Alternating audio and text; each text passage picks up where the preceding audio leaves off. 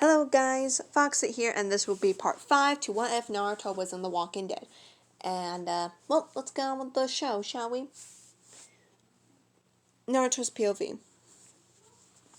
We made our way to the station. I felt no Walking Dead in there, so I walked with confidence. The other members of my team were on edge, holding their guns or weapons closely, ready to fire at anyone. I just hummed with happiness. I got rid of one duffel bag of medical supplies, so I have enough room for canned goods. And I also got 2 cans of soup and a loaf of bread. That will keep me and Rick fed for maybe a week if we're careful. If we eat the bare minimum, we can survive that. Oh shoot, I forgot to ask for a bottle of water. I sighed with annoyance. Whatever, can't change nothing about now.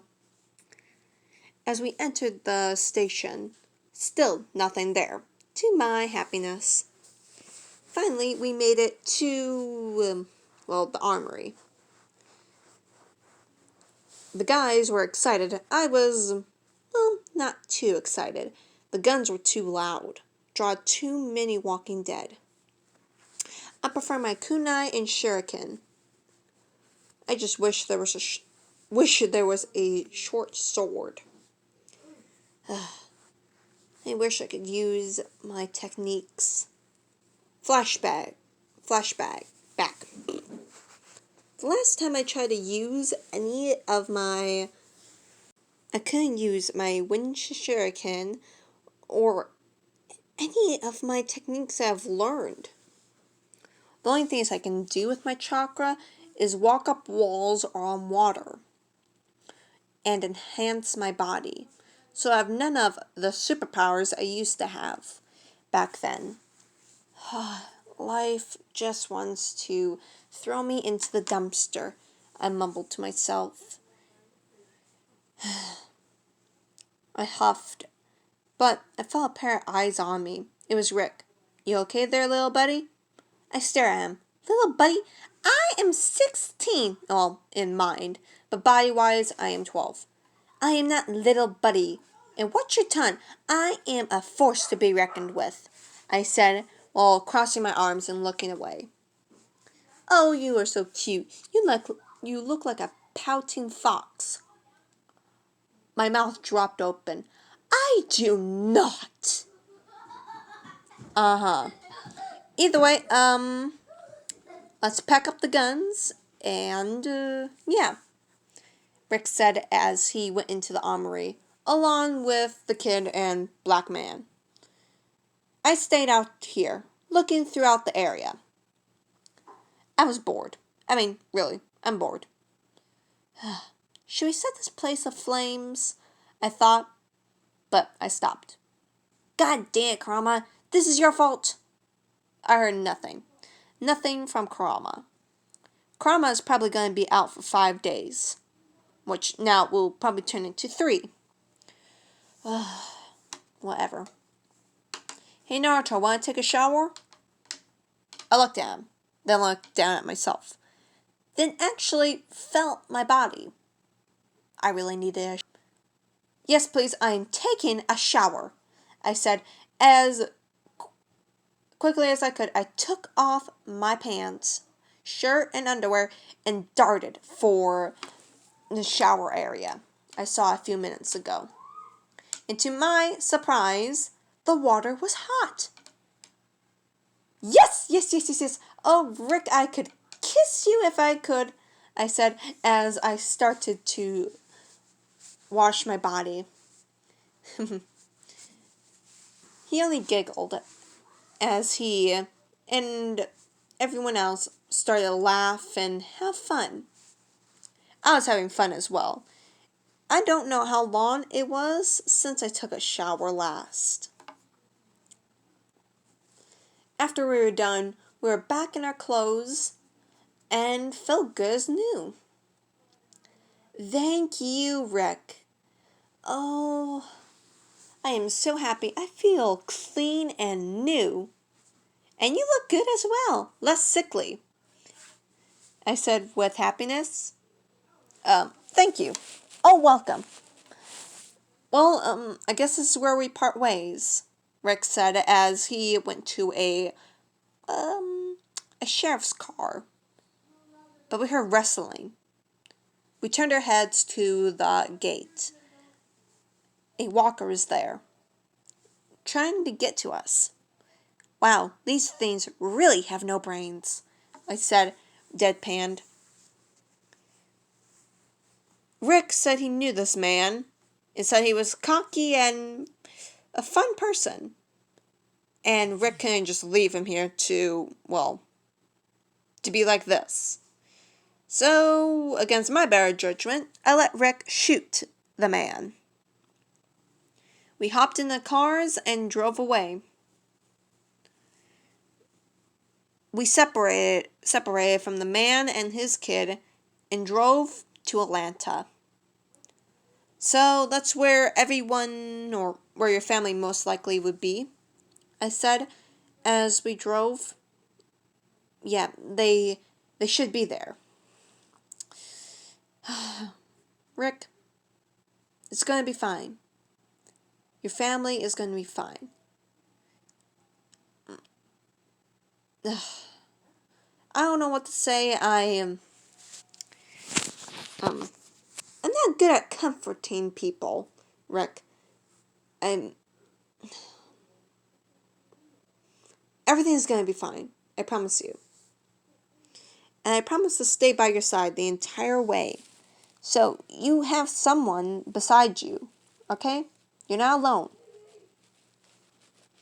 Rick smiled at me as he ruffled my hair. Hey!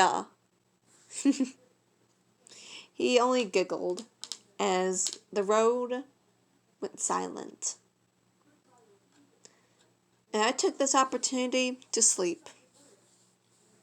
When I finally woke up, the car was stopped. It was stopped. Why did we stop?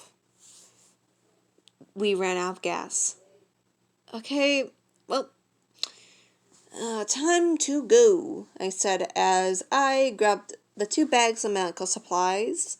Rick grabbed his bag of guns, and we walked.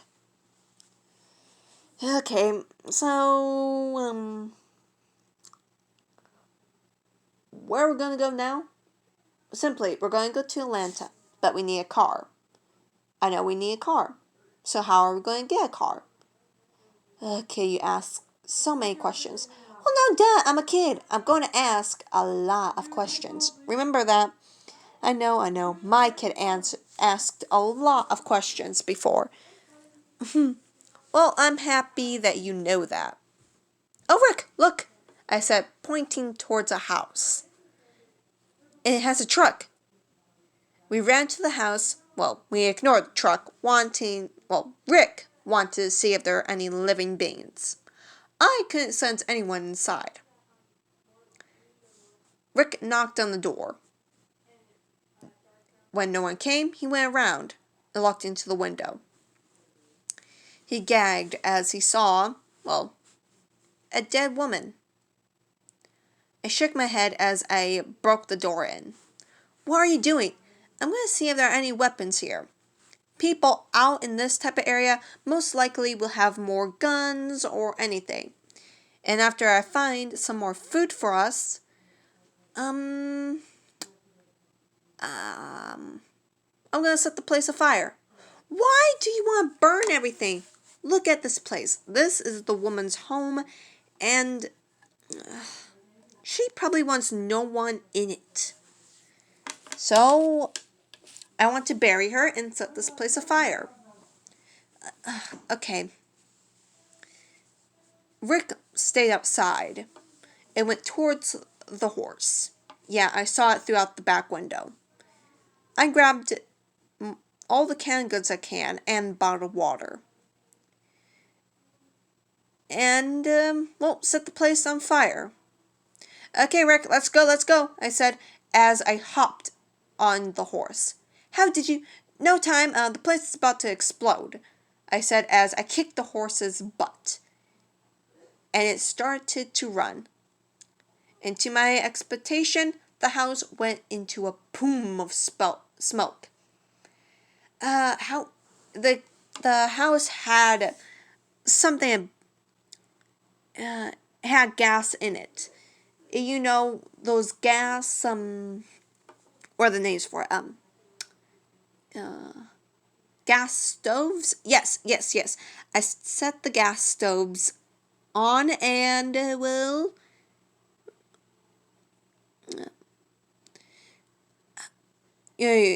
never mind. I know what you did. Good, because I don't know how to explain it. Kid, you are one interesting thing. I am no thing. I'm a living being. No duh. We laughed as we rode on. I didn't realize Atlanta was in a city. Rick, bad idea. You stupid man. No, we're not going in the city. Why not? Because this is stupid. Rick, if I die here, I will be haunting your soul. Okay, he said, well, sweat dropping. I could sense all of the Walking Dead. It was crawling all over my skin. All I wanted to do was clean out the rats, just wanting to make sure Rick was safe. I made a promise to Rick, and I always keep my promises. How are you doing there, kid? I'm doing fine, Dada Bayo. I clapped my hand over my mouth. Sheesh. Oh, that verbal tick is back. Dada Bayo? Yeah, it's a verbal tick of mine. Why haven't I heard it before? Well, I was so busy doing my normal stuff. Oh, no. Hunting and, yeah. I kind of forgot about my verbal tick. Okay. Does my verbal tick annoy you? No. You can do it if you want. Oh, thank you, because I don't know how much longer till my verbal tick comes back, Databeo. Rick laughed as we walked, or rode, deeper into the city. The deeper we went, the more I started to freak out. Rick, this is a terrible idea. If you die, you won't be able to get to your kids. I know. Do you know how many living people used to be in the city? Then imagine the Walking Dead. There are probably millions of Walking Dead here. I know. Don't you say I knew? If you do know, then you would stay far away from the city. Rick, we better just turn around. Then we heard something. Something was slicing throughout the air. We turned our heads upward, and I saw a helicopter? Oh, thank you, Krama, I muttered to myself as we saw the helicopter go somewhere. And then, before I could say anything, Rick followed the helicopter. Followed! But we had to stop when we came into a whole herd of the undead. Rick, I'm gonna kill you after I push you into the Walking Dead, I said, as I was about to save my own skin. Well, no, I was not really gonna jump and save my own skin. I only held on to Rick as we tried to get away. I ended up, along with Rick, falling off the horse. I clutched onto the 2 bags of medical supplies. Coincidentally, we fell beside a tank. I pulled Rick to the tank and went under it. Rick was about to pull out a gun and shoot himself. I quickly knocked it away, or pulled it away to be more precise, and opened the hatch. We got inside and took a deep breath. Rick, you dropped the bag of guns.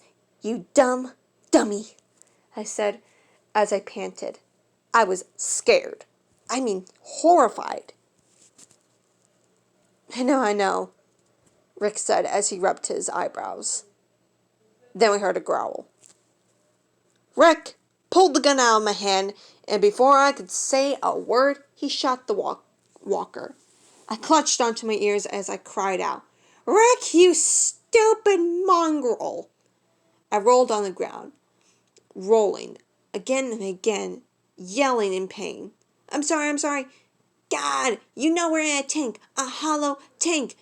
If you shoot, it's going to reverberate throughout the entire tank, I said as I still clutched onto my ears. Then we heard the crackling of the radio. We turned our heads, and Rick ran over and asked who was there. I didn't pay attention. The only thing I did was roll around, crying my eyeballs out. It hurt. My ears hurt. Okay, kid, come on. Come on with what? This is your fault. I know. But we have to get out of here. People are going to save us. Save us? Really?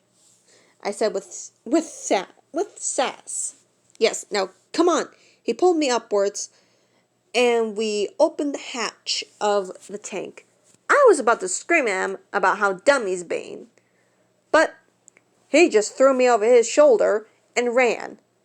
Oh, thank the Lord I'm holding on to the medical supplies, I said, as I held on to the 3 duffel bags I had.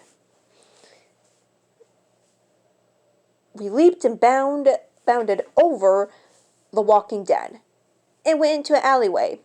Rick was about to shoot something in front of him, but another man spoke, saying, Oh, don't shoot me.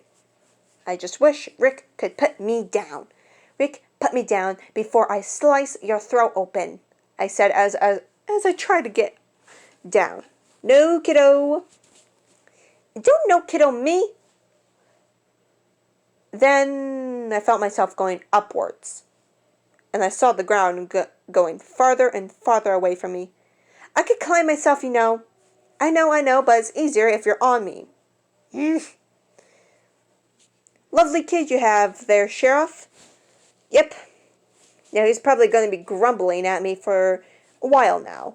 Yes, I'll be grumbling at you and throwing markers at you. Well, I don't see you having any markers. Oh, really? Like magic, I pulled out a marker and started to draw on his neck. Hey, kid, enough with that. Nope. I kept drawing red, black, and just whatever color I can pop out of mind, I drew all over his neck. When we made it to the top, Rick threw me to the ground. Yip! I yipped like a dog as I landed on. Oh, aren't you a fun kid? Yes, I am a very fun kid, and you are a mean older brother, I said as I went onto my belly. I could tell Rick was shaking his head as he pulled me upwards. Well, what are your names? The weird man spoke. I'm Rick Grimm. This is Naruto. What's your name? Glenn. Hey, Glenn, I said with happiness. Glenn was, now taking a look at him now, he had black hair, tan skin, with a baseball cap. Thank you, Naruto, Kurama. Thank you for putting the words into my head. I thought to myself, okay, let's go, Glenn said as he ran. Rick picked me up again and started to run. Rick, why are you always picking me up? Because you're a kid and you're going to slow us down. I gawked. Excuse me, do you remember you have my face, his chest, stopping me from saying anything? I grumbled as his hand over my head, keeping me there. I had the urge to bite him, but he felt too warm. I started to get sleepy. Good night, I mumbled as I was on the edge of sleep. That was until 2 banging sounds came into mind. I shot up and looked around. I saw 2 of the Walking Dead going down, and 2 people in weird outfits hitting them again and again. We ran into the building. Rick set me down. Then a blonde-haired chick came out of nowhere and pointed a gun at Rick's head. Then, as quickly as I could, I pulled out a kunai and threw it at her hand. Well, not at the gun, to be precise. The gun flew out of her hand, and the kunai went to the wall. "Away from my older brother, Missy," I said as I pulled out another kunai, getting closer to her. Okay, let's slow it down," Glenn said as he came in between us. Okay, okay, what? What are you umming for? I have no word to say. This never happened before. Either way, okay, please calm down, everyone. Then the blonde-haired chick started to yell at Rick, saying that he killed us, he ran during blah blah blah blah blah. Then she started to blame me as well. I gawked at her. Then, against my better decision, I kicked the shin. Don't blame a kid, Missy. I'm only 12, and you need to know that a kid has no control over what they do, I said as I went to retrieve the gun. I picked it up, then it was snatched away from me. I turned up to see who did it, and it was Rick.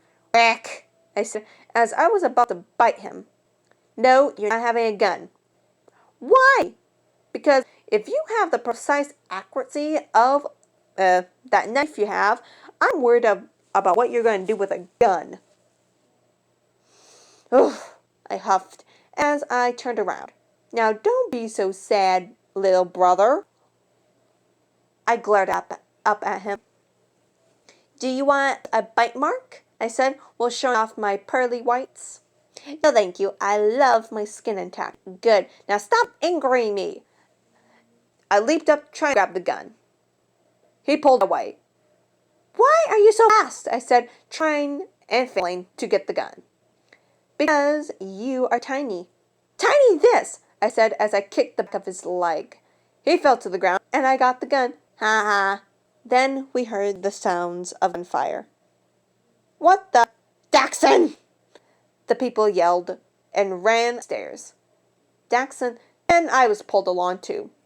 This would be the ending of part 5, and yeah. Have a good day, y'all.